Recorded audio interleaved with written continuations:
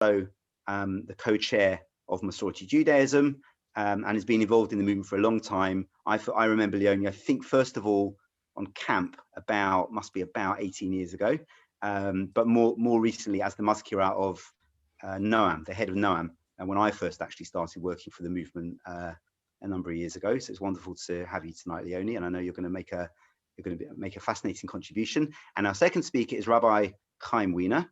Chaim has many hats, I should say.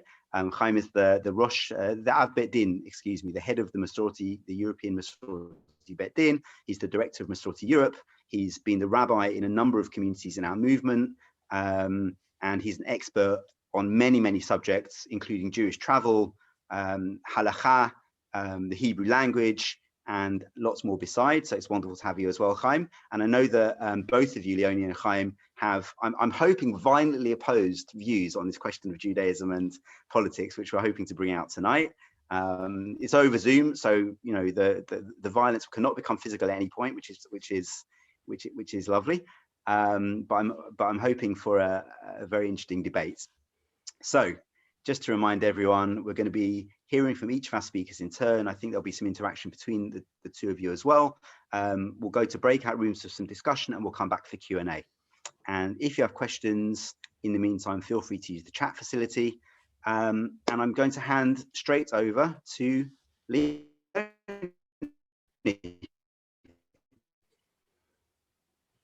Great. Thank you very much, Matt. And good evening, everyone. It is a really pleasure to be here this evening. I'd like to say that I have a real bookcase behind me, so I think that puts me ahead in the debate already.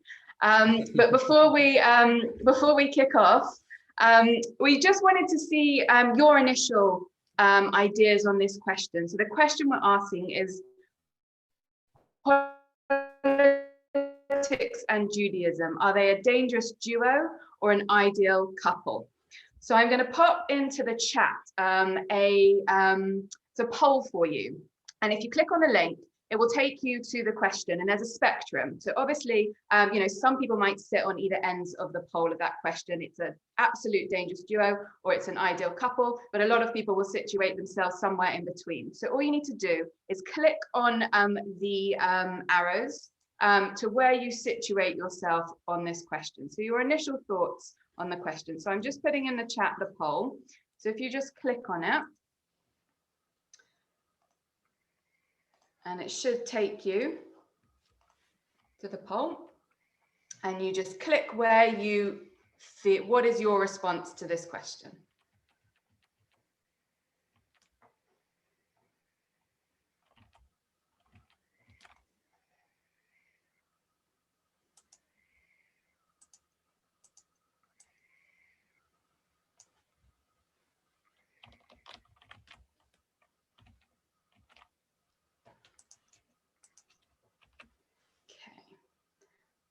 Give you a few more seconds to finish that. You can see lots of you already.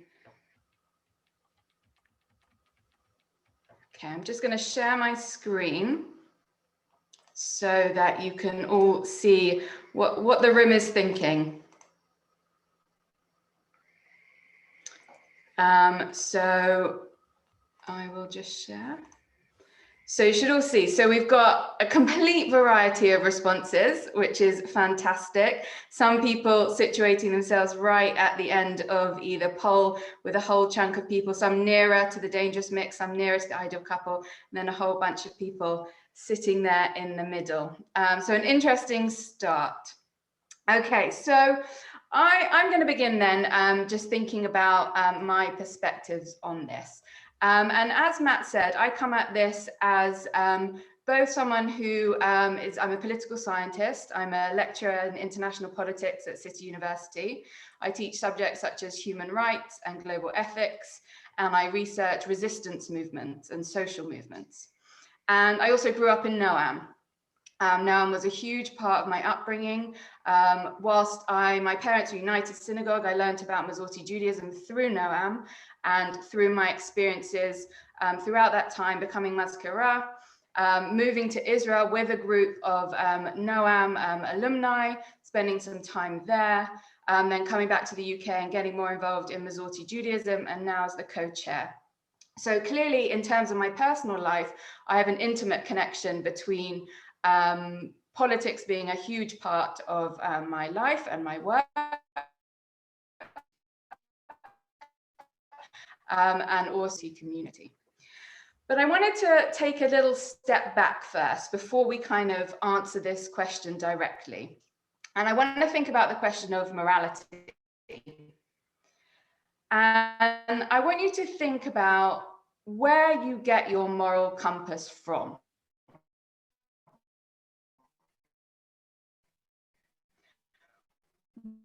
What factors influence how you see the world? You learn what it is for yourself. But clearly there's many influences on who we are, what we believe to be good, and therefore how we act. And I think that the questions of where and from how I act in the world argue that our understanding of what is right or wrong is in somehow universal to human beings. That all human beings can agree upon a certain fundamental moral truth by being rational beings. That there's a fundamental right or wrong. Whilst there might be nuances, we can still have a baseline. However, there's another perspective that says we actually learn about morality. We develop our ethical principles by being part of a particular community. And in fact, we can only learn what it means to be good or bad by being part of that community. So on this view, an essential characteristic of morality is that it's learned from, in, and through a way of life that's particular to the community in which we grew up. So the community I'm a part of tells me how to be a good person. And so really what extends from this is that it's unavoidable that religion and our religious community influences how our morality develops, how we perceive what is just or unjust. So we cannot detach our religious upbringing from the way in which we view the world. It's innate to our development. Now, historically, we might argue that religion played a greater role, and today perhaps there's more influences in terms of our moral essence, perhaps because of greater connections with other people around the world, our schooling that might not be based in the religious community. I don't think we can argue that our religion, our Jewish upbringings, have a particularly important role in developing who we are, what we think is right or wrong, and therefore how we view the world and how we act in the world. Okay, so that's my starting point. Now, you might argue that religion and morality cannot be detached, but what does this mean about religion and politics, what's good or bad? But religion and politics is a different thing. My Judaism and my politics are separate. Whereas, yes, maybe my Judaism and my moral essence are connected. Now, my response to that is that I would argue that everything is fundamentally political. The moment we act with others, the moment we act with the world around us, it's political. And what politics does is it gives us action. It enables us to act in the world, including what we say. So we can trace our actions in the world to politics. And everything that's politics, I would argue, is an ethical judgment. Nothing operates, therefore, outside the realm of politics or morality. So I'm arguing, on the one hand, religion and morality are completely tied together. On the other hand, everything we do is political. And thirdly, politics and morality are intertwined. So therefore, we can conclude that politics and religion are intertwined. Because what is political is really an expression of morality. When I think about what's going on in the world and how I should respond to it, these are political statements. Should there be a lockdown right now? How should we deal with the migrant problem? These are political statements, but they're equally moral judgments. And my morality stems from my religious upbringing, in part from the Masorti Judaism that I learned through Noam, and later on through my involvement with other Masorti communities. So if I just think of an example, just to kind of clarify this. So I would define myself as a strong feminist. It's a political ideology, and it influences how I act in the world. It influences my research, influences how I treat my students and the people around me. But it comes from a moral dimension based on equality, equal opportunity, equal access. And the question is, well, where did my feminism come from? And you might say, well, I had a very strong, independent mother. I went to an all-girls school.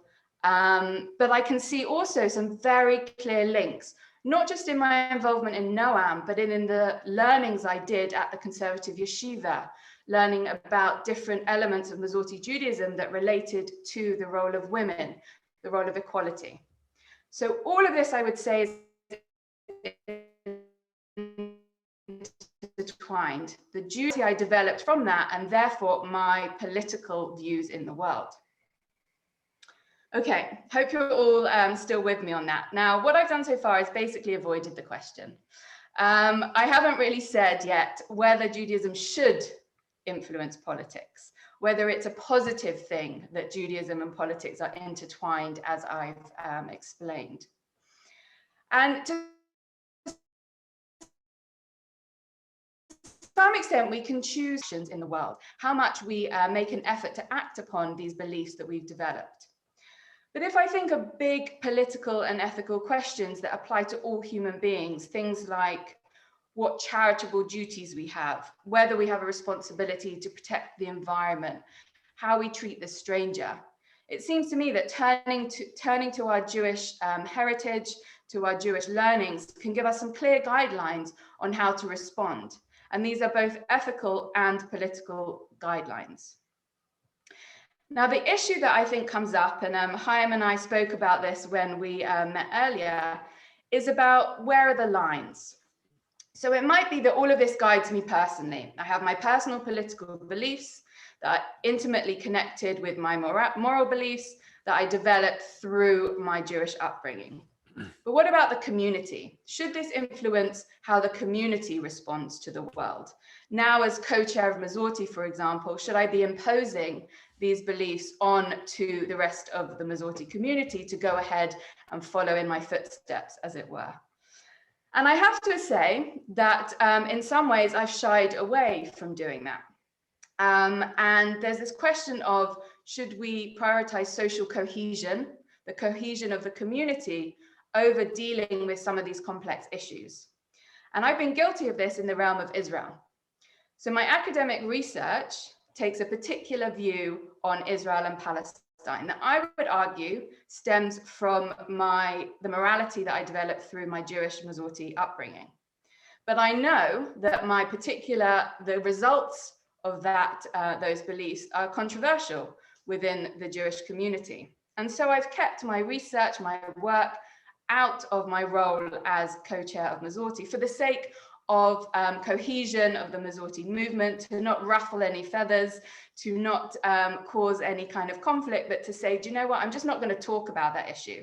I'm not going to bring Israeli politics into my role as the co-chair because it's easier, because it's not as complicated, because it's, because I like not to be confrontational in certain spaces. But I'm actually more and more think that's wrong of me. And I think shying away is a mistake. And I think that actually what I'm doing is not being authentic to my Jewish upbringing and to the political beliefs that have stemmed from that. Obviously, Israel is one of the most contentious issues, and therefore it's often the hardest one to bring about. But there's others that's more clear-cut that were originally just as contentious.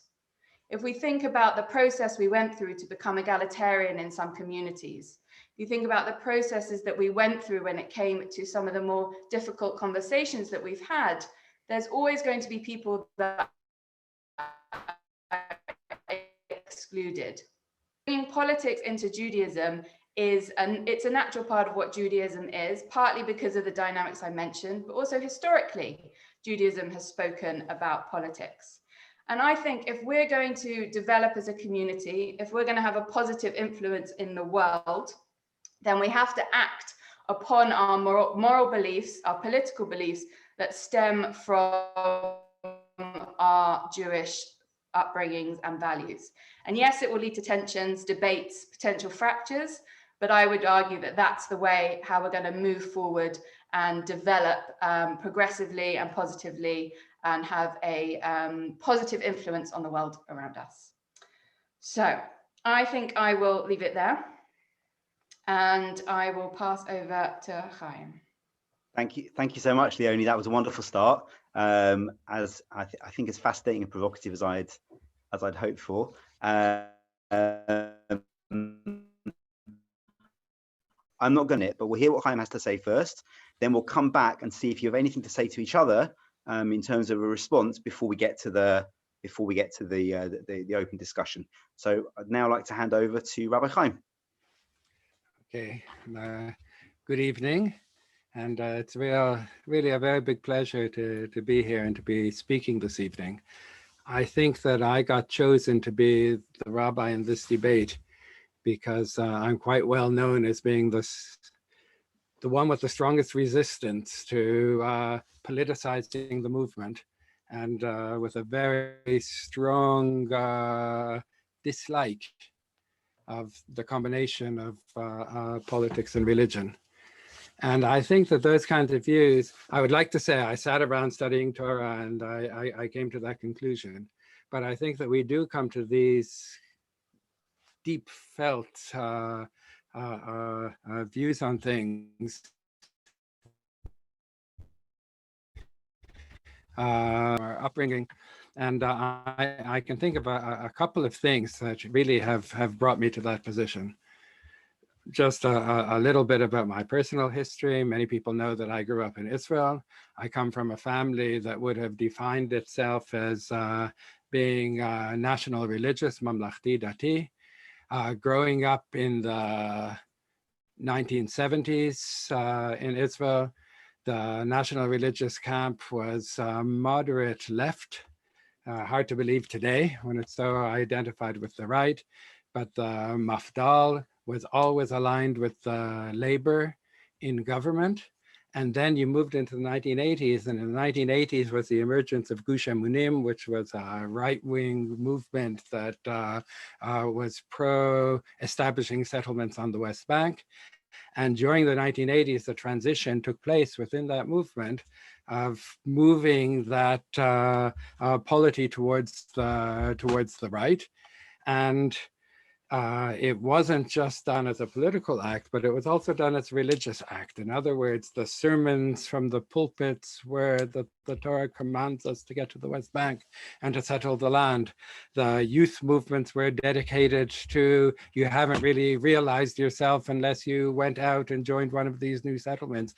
Everything turned into politics, and everything turned into being around settlement. And I felt extremely uncomfortable with that. And I want to emphasize, I didn't feel uncomfortable with that on the political side of things. I've never been strongly political to the right or to the left, and I'm quite centrist in my political views. And certainly at that time, I didn't have strong feelings for or against settlement, but I felt it was an abuse of the religion. It was an abuse of the religion because the rabbis were coming and saying the Torah tells you to do X, and the Torah didn't tell you to do X. It just wasn't right. And I think that religious leaders have to be careful in what they say because they claim to be speaking in the name of religion, because they claim to be speaking in the name of God, that there have to be safeguards against what religious leaders say, because they don't only speak in their own name, and particularly when they don't even say that they're speaking in their own name. So that was a very powerful experience for me. Another experience, which was a very powerful experience to me, only once in my life have I ever entered a synagogue and walked out because I couldn't pray there. And again, it was in the 1980s, and it was mincha time. You're in Israel when it's mincha time. There's just always a synagogue on that street, and you just, wherever you happen to be, you pop into the synagogue for mincha. And I saw that at that time, in that community, They were, Jewish Underground was a group of people in the West Bank who were basically a terrorist organization who were attacking West Bank Arabs in kind of price tag reprisals against terrorist attack on Israelis. So they would randomly commit terrorist attacks to make the Arabs pay the price. And I saw the little pushka there collecting the money for that. And I looked at the people and they were going around collecting the money, and I turned around and walked out because I just felt this isn't a place that I could pray. I kind of have a very broad sense of belonging in the Jewish people, but there's some people I just couldn't feel that they were my brethren. And I also feel strongly that a synagogue should be a place where every Jew can come in and pray, and shouldn't be so strongly politically identified. And the third thing that I said had a strong peace when Netanyahu came to power, and there was all kinds of discussions of land for peace, and particularly after the Rabin and the Barak period, and the religious parties very much propping up the Israeli government, and every rabbi, left, right, giving their opinion on you're allowed to make a peace deal and you're not allowed to make a peace deal. And I remember that Ovadia Yosef, at the time was the chief rabbi of Israel, and again, surprising for people that was considered a moderate and slightly left wing. Later, he wasn't that, but that's what he was at that period of time. And I remember him saying that the rabbis should really shut up. And the reason that the rabbis would shut up is that the rabbis aren't politicians. And he gave the parable that sometimes rabbis need to make decisions that are connected with medicine. So a rabbi has to determine whether something is pikuach nefesh and justifies desecrating Shabbat or not. But when a rabbi makes that decision, they're not the doctors. And the rabbi doesn't go and examine the patient. The rabbis have doctors go and give medical reports and say, this is what needs to be done. And then the rabbi uses that information in order to decide what the psak halacha is. And he said it has to be exactly the same thing with politics. It's the job of the politicians to do politics, and it's the job of the rabbis to take the information that they get from the politicians and make decisions of halacha. And I kind of felt that that is a very strong position, because what's wrong with the rabbis doing politics is that they're pretending to be something they're not, and they're pretending that the Torah is saying something that it doesn't say. In other words, I think that the Torah, one could confidently say, feels that one shouldn't work on the seventh day. It says it multiple times in the Torah.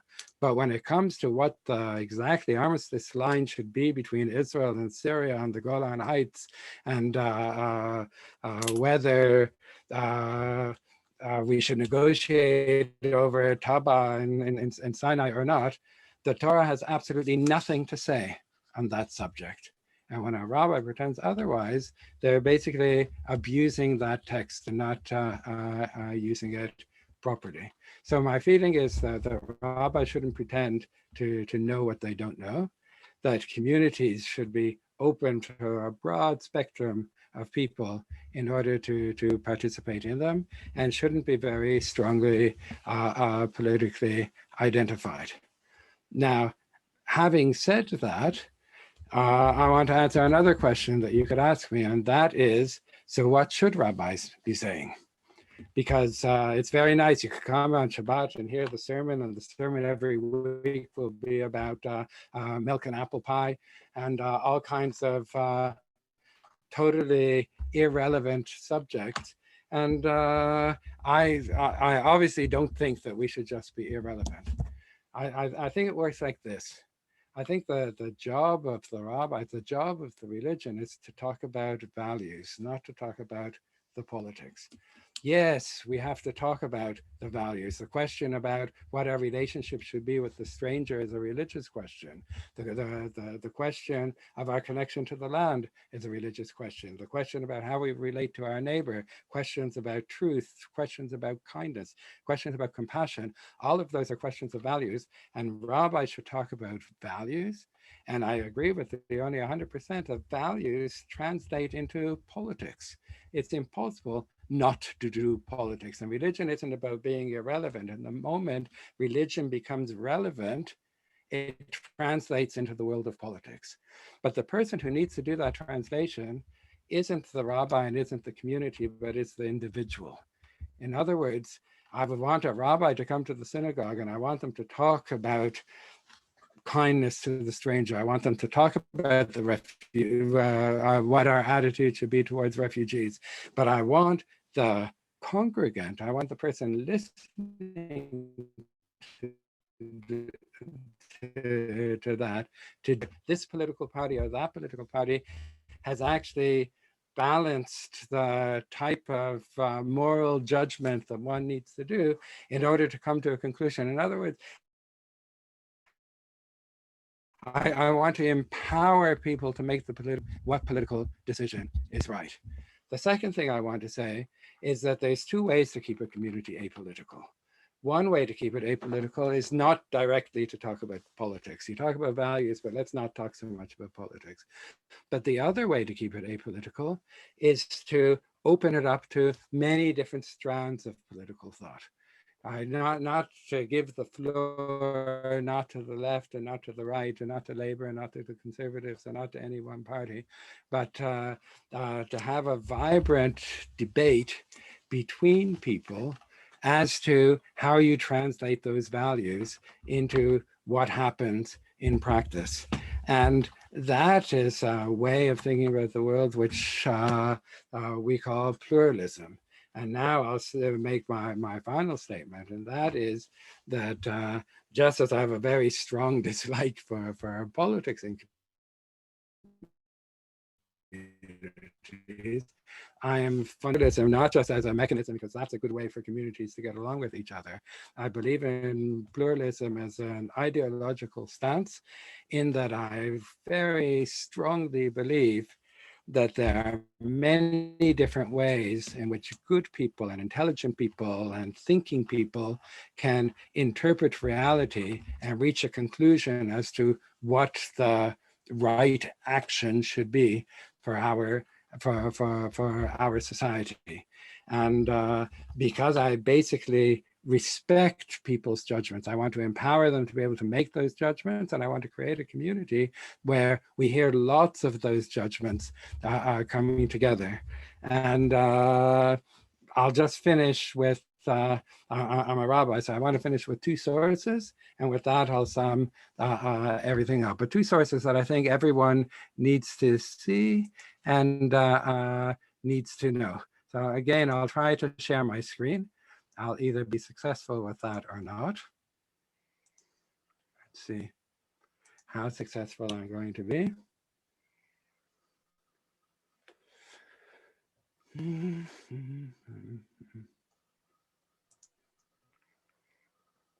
Okay.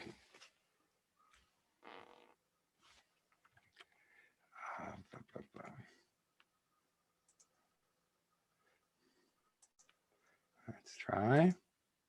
There. Okay. So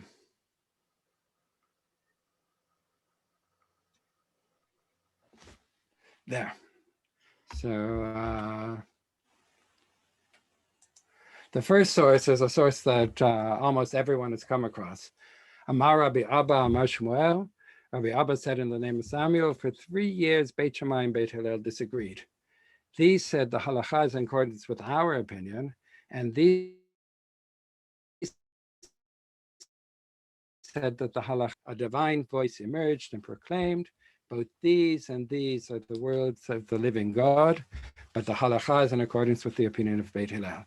And that's the fundamental pluralist stance of Judaism, that we don't want to make space only for Beit Shammai. We don't want to make space only for Beit Hillel, but good community, a thriving community is a place that is a community that makes space for both of those voices. The second source is less well known, but in many ways I like it even better. It's a comment on a story that comes in the book of Judges. There's a story about a certain woman who comes from the tribe of Judah, I believe, to the tribe of Benjamin. And it's an absolutely terrible story. She falls out with her husband. She's sent out onto the street. On the way, she's attacked. She's raped. She's murdered. All kinds of terrible things happen to her. And that ends up with a war between the tribe of Judah and Benjamin, and then all of Israel against the tribe of Benjamin that almost annihilates the tribe of Benjamin. But it all starts with this verse, once his concubine deserted him, and leaving him for her father's house in Bethlehem in Judah, she stayed there for a full 4 months. And the rabbis asked the question, why did she leave home? What did she do wrong? And what made her go on her way? And we have this argument. Both of the rabbis who debate this, interestingly, the Hebrew says, "Vatizneh alav pilaksho." Most people understand that the word vatizneh comes from the word zonah, which means a harlot, which means sexual impropriety. But none of the rabbis understand the verse that way. They understand the word vatizneh from coming from the Hebrew word mazon, which means food. And they think that what happened is that she spoiled his food, and she was thrown out of the house because she spoiled the food. And now we have the argument. Rabbi Evyatar said he found her responsible for a fly in the food. In other words, there was a fly in his soup, and that's what made him so angry. Well, Rabbi Yonatan says he found her responsible for a hair. There was a hair in his soup. And that's the argument. Was there a fly in the soup, or was there a hair in the soup? So far, it's not interesting.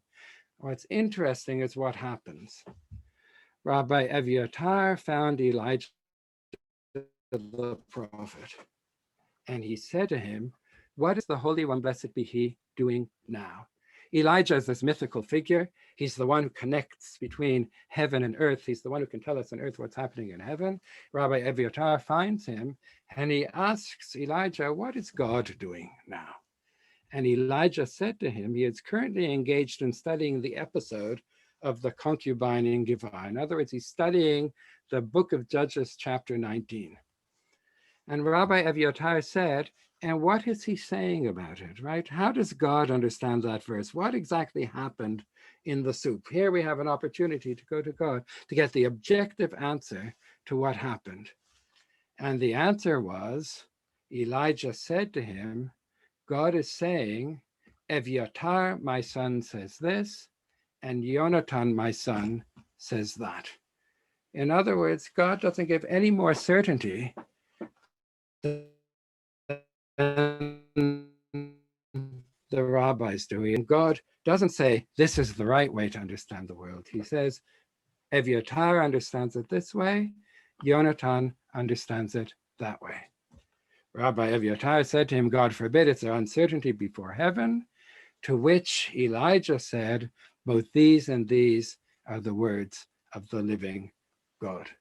That the pluralism that we seek in our communities, the pluralism that we seek in society is not, it doesn't come from the fact that kind of we're limited and we don't know the truth. It's inherently right, it's inherently good that in our communities we make a space for a range of opinions. And if we're strongly identified with one political view or with another political view, we lose the ability to attract and to engage with another part of the Jewish community, which is equally good, which is equally important, and which we equally want to have a conversation with. And one last slide, and with this I'm going to conclude. This is a picture of a page from the Shulchan Aruch.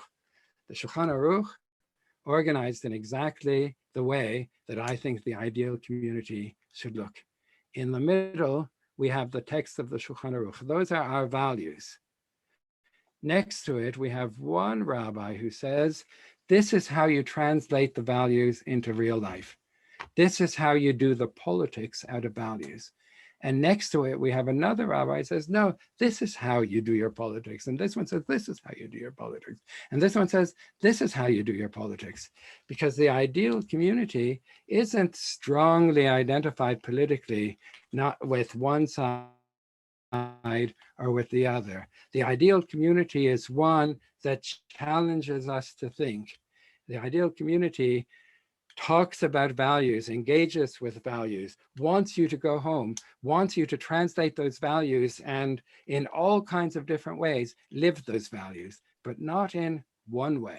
And certainly not in the way that one rabbi would think, this is what Judaism says, or this is what Judaism thinks you should do. Thank you so much, Chaim. So we've heard so far two incredibly rich presentations, and there's lots and lots to think about. Just to help us focus maybe a little bit before we go into our breakout rooms and do some discussion. There's one question that I want to raise, and maybe I don't think we're going to hear a response to this immediately, but it might help focus our discussion.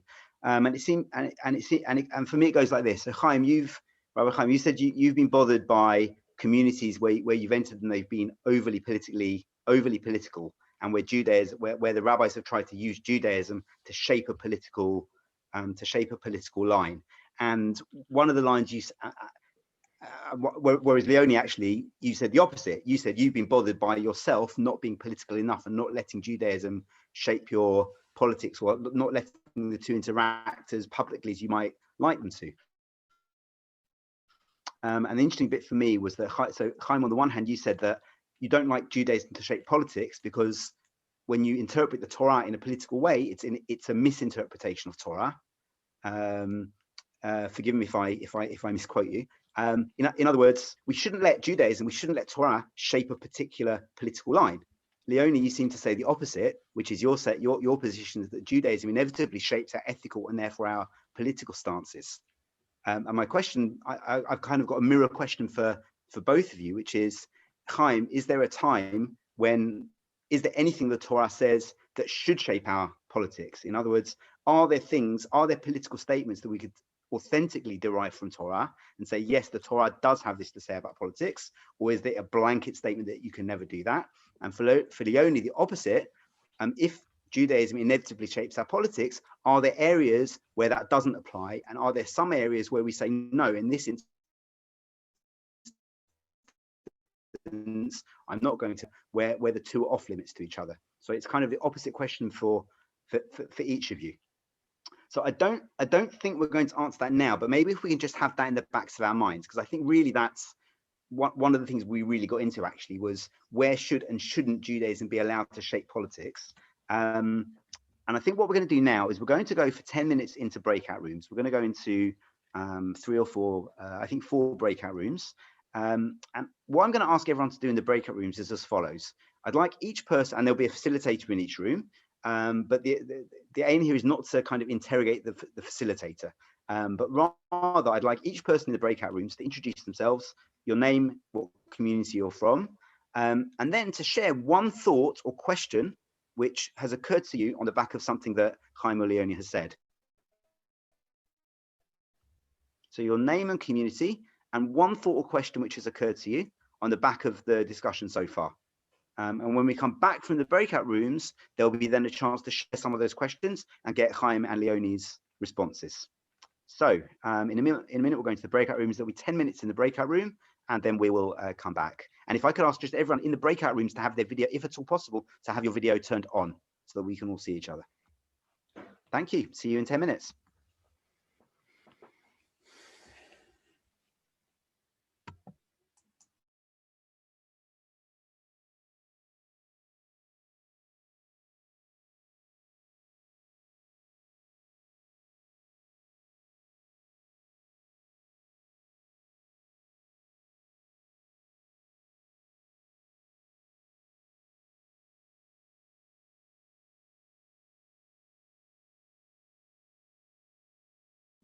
make sure you click on the join room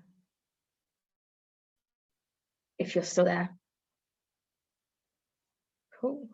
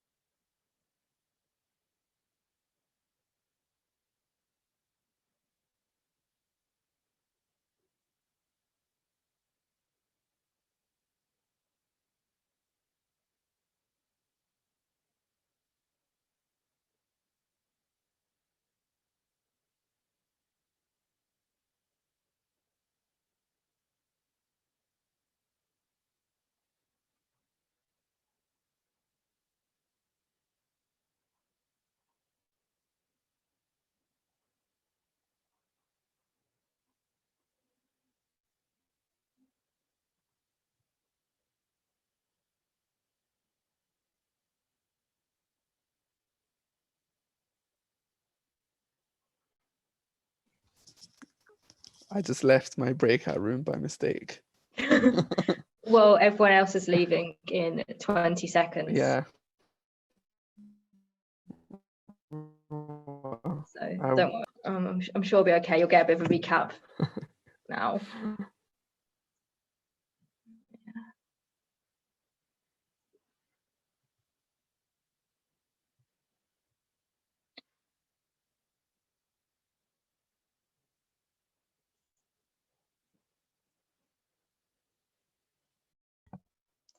Hello, welcome back, everyone. Nice to see you all back. I hope everyone enjoyed the breakout room discussions. I think most people are, I think I can see most people are back with us now.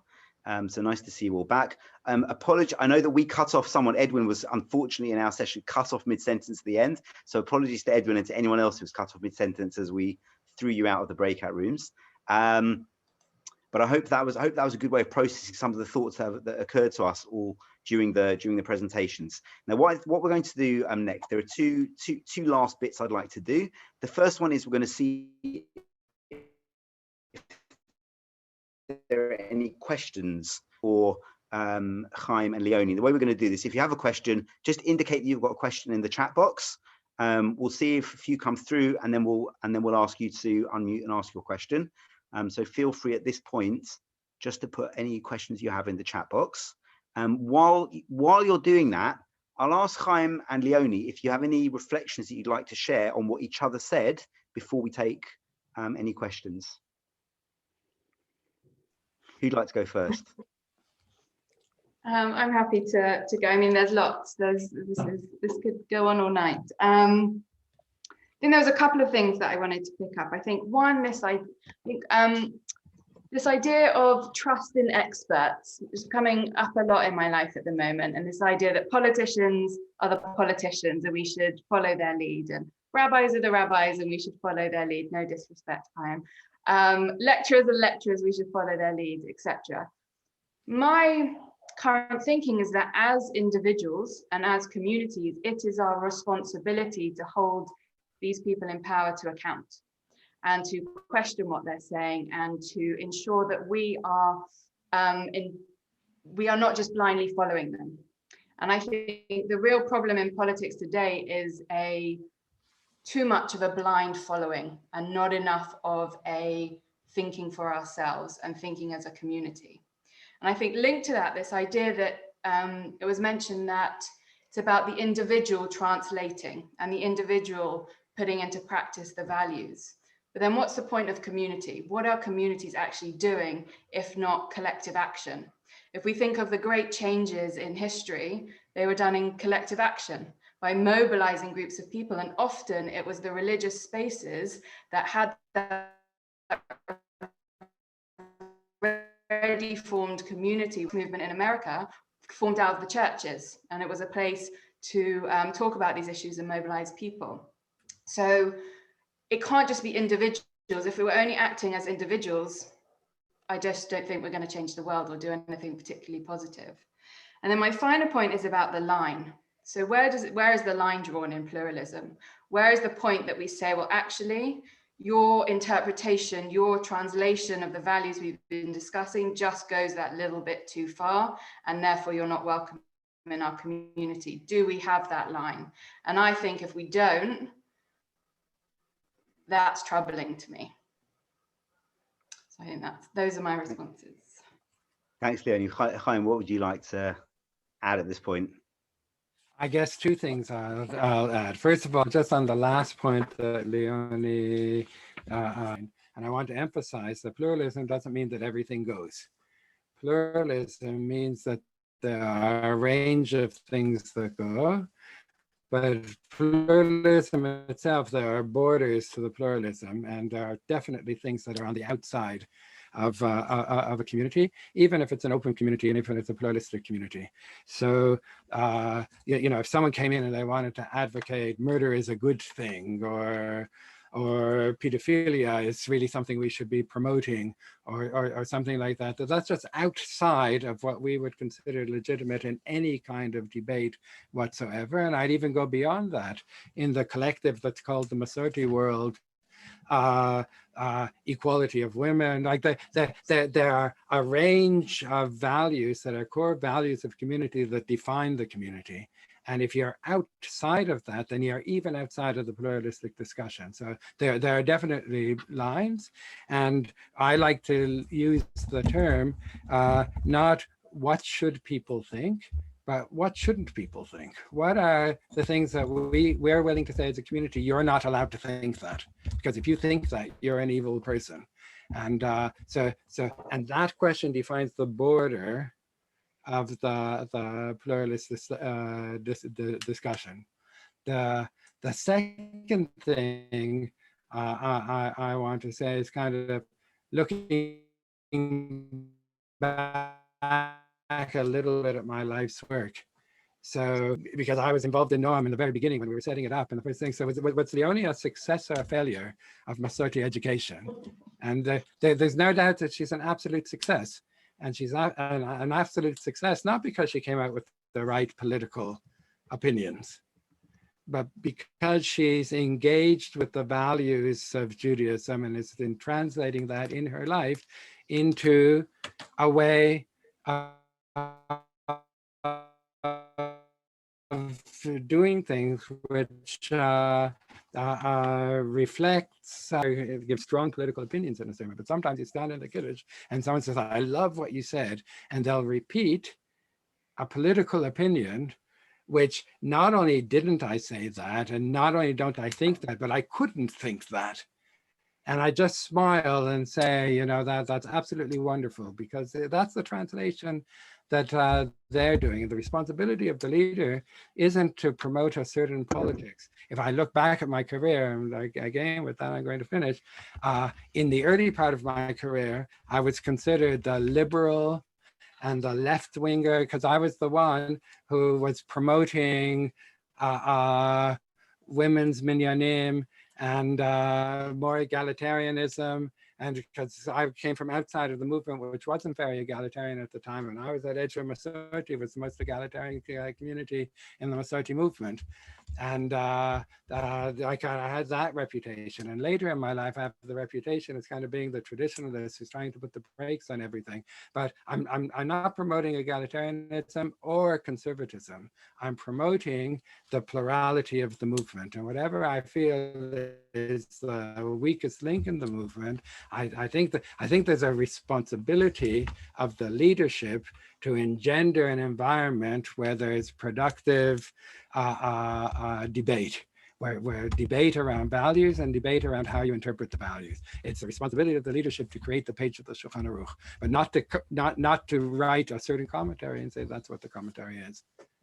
Thank you. So I'm looking at some of the questions that are coming through the chat box, and also what we had in at least one of the breakout rooms. I just wanted to distill some of it into one question, and then I've got one last thing to wrap up with, if that's okay with everyone. So the penultimate question I have for you both is this. I think, you know, there's been a lot of agreement actually around the value of pluralism in our discussion tonight. And obviously lots of different views are valid. And there's been lots of agreement around the idea that we don't want to exclude people. And it's a question about the red lines around exclusion and the red lines around pluralism, where those lines should be drawn. And I think there's been some agreement as well around the fact that Judaism should be a source of values or a source of ethics. I think there's been quite a lot of consensus around that as well. And I suppose the question that leaves me with is, I'm going to put it this way, because I've been into I've been to lots of synagogues where I felt excluded because of the political views expressed, but I've also been into lots of synagogues where I felt excluded because of the religious views expressed. I mean, that's how I grew up. I grew up in a synagogue where I felt excluded because of the religious views, not the political views. So obviously exclusion can operate around the religious views, and we would never say that we don't want a synagogue or a rabbi to express a religious view. I don't think we would say that anyway. So I suppose my question is there a fundamental difference between religious, ethical, and political discourse? Are they actually different things? And if they are, where do we draw the line in our group? I mean, I think they put in the chat box as well. Somebody asked, can I attend a synagogue which says help refugees at the entrance and still vote for an anti-immigrant party? And I'm just going to translate that and say, my question is going to be, is the statement help refugees an ethical statement? Is it a religious statement? Is it a political statement? And how can we tell the difference between them? Who'd like to go first? Who would not like to go first? Well, maybe we should put it that way. It doesn't matter who goes first. Chaim, go ahead then. The statement help refugees is everything, because this is life, and in real life the borders aren't that clear, and the border between what's political and what's moral and what's right. If things were simple, then it would be simple. And the fuzzy borders are good. That's the bread and butter. That's what makes communities interesting. And the statement help refugees and Mr. X Prime Minister or Miss whatever policy is absolutely blah blah blah blah blah. That's kind of where you start to be political, and I don't mind even pushing the borders. I don't mind the borders not not being that clear, and I don't even mind the borders being transgressed as long as they're transgressed in both directions. In other words, I don't even mind. Right, we know our rabbis have political opinions. It might surprise you, even I have political opinions. But I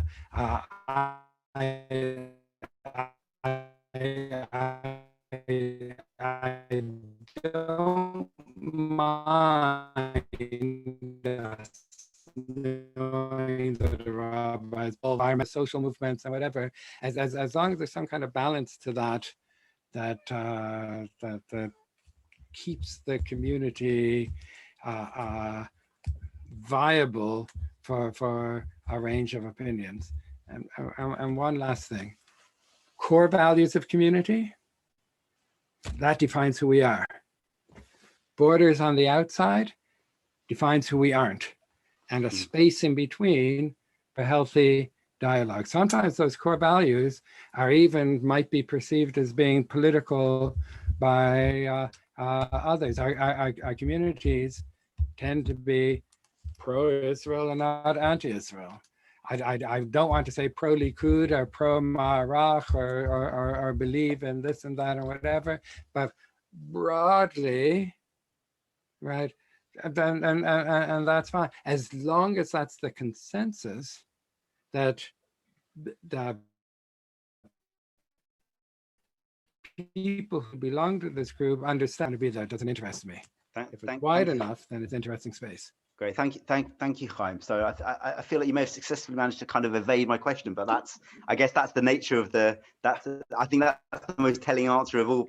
That's not I mean possible. that and I mean that genuinely. I think that the way that people answer the question says everything about the answer actually. So Leonie, just again, I think summed up by that sign, help refugees, which many synagogues have put up.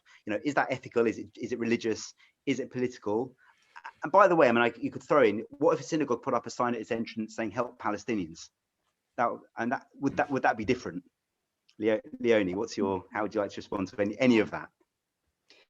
So, I mean, I agree with Chaim in the sense that they're intertwined, and I just don't think you can separate them. If you see yourself as part of a religious community, then that religious community and the community, and we also haven't talked about the influence of politics on the community the other way around as well, which is a big factor as well. So I don't think you can separate them. And I think even that statement, I think you could find both. I think you can find all three within the Palestinian statement. I think you could make it a religious statement, a political statement, and an ethical statement. But I think what this is really bringing out to me is, one is, what is the role of religion for each of us? And clearly for a rabbi, the realm is, well, for anyone, perhaps just not me, the realm of spirituality, observance, Torah is likely to be greater in Chaim's life than it is in my life. The role of religion for me is much more about the communal aspect and the values that have been instilled in me by key individuals. I don't go back to the text every time I try to develop a position on something. It's come from that upbringing. So I think there's a difference between the role of religion in all of us, which also will affect your response to these questions. But then I think more fundamentally for me is, what is the point of the community? And I was drawn to Masorti, I found my place in Masorti Judaism because in terms of the religious values it instills, the spirit of learning and machlochet, of debate, really spoke to me. And I felt welcome as a female who wanted to practice Judaism in different ways. I felt very welcome. But I don't always feel welcome in terms of my politics on Israel. And that bothers me. And I would like to find a community. I would like to be part of a community with like-minded ideas, because then I think we can do something about it. And I think the role of community for me is action, is doing something about it. It's creating change. And change can only be created if you have some kind of closer sense of agreement about what it is you want to change and how you want to change it. So in terms of the model of the core values and the boundaries, I think I would like a community where those boundaries are perhaps a little bit closer, a little less pluralist, and a bit kind of more in agreement, because then I think we can actually do things and not just debate with each other. Great. So I'm glad we got to a point. I mean, I think we've understood some of the blue water, I suppose, between the two positions actually. So I think that the comments on this last bit have been really helpful in understanding that. You know, is Judaism about pluralism and community and stretching the boundaries as wide as possible to be inclusive, obviously within limits, or is it about being able to take action together and therefore being much more focused around a core set of values? So that's a really fascinating debate, I think, which I'm glad has been raised. And I'd like to finish with one final question for both of you, which you both answered implicitly, but I think given that this series is called Masorti Thinks, it'll be great to get an explicit answer on this. And that is what if anything is specifically Masorti about the views that you've both advocated tonight? Maybe we'll go to, I don't know if you have anything, it may be that you don't know. You know, and it might be that you say, I don't know, this is Jewish, I'm thinking for myself. It doesn't have to be particularly specifically Masorti. I could equally be Orthodox or Reform and say, or secular and say these views. But it might be that there's something in what you've been saying that you feel to be important about Masorti Judaism. So let's hear which of those is it, and what response do you have? Maybe Leonie first, and then we'll come back to Chaim for the last words. What would you like to? What reaction would you have, Leonie, to that? My reaction to that, the fact that Masorti Judaism adapts and interprets the modern world within a certain framework, I think that has influenced my beliefs. So society changes, the world changes, politics change. We are more inclusive in different ways. For example, with the LGBTQ+ community having much greater say, thinking about the role of non-Jewish partners, all these issues, Masorti Judaism responds to them. It doesn't just say, well, no, we don't include those people for these reasons based on what was decided way back when. It goes back and rethinks and reinterprets for the modern world. And I think that influences my politics in the world and how I approach the world, because you can take an ancient tradition and apply it to the modern world such that we can interpret it in a way that can create change and isn't just leaves us stuck in a world that doesn't align with who we are today. Great, thank you, Leonie. Chaim, what's Masorti about what's been said tonight?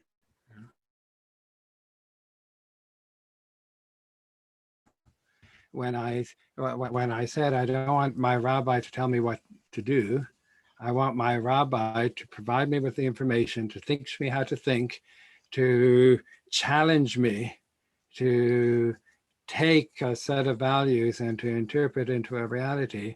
I think there's something very Masorti about that approach, because we do exactly the same thing in halakha. Very frequently, people come and says, should I do X or should I do Y? And I always say, Rabbi Evyatar says X and Rabbi Jonathan says Y, because my role as a rabbi isn't to tell people what to do, but it's to empower people to think, to empower people to engage with the tradition. So I want to do that when it comes to Shabbat, but I also want to do that when it comes to politics. My job is to give people the tools to think Jewishly about those questions. When you move from thinking Jewishly to what you do, that's your job. That's a Masorti Jew for me. Thank you. Well, we've come to the end of a fascinating discussion. I'm sure it's provoked lots of thoughts for all of us.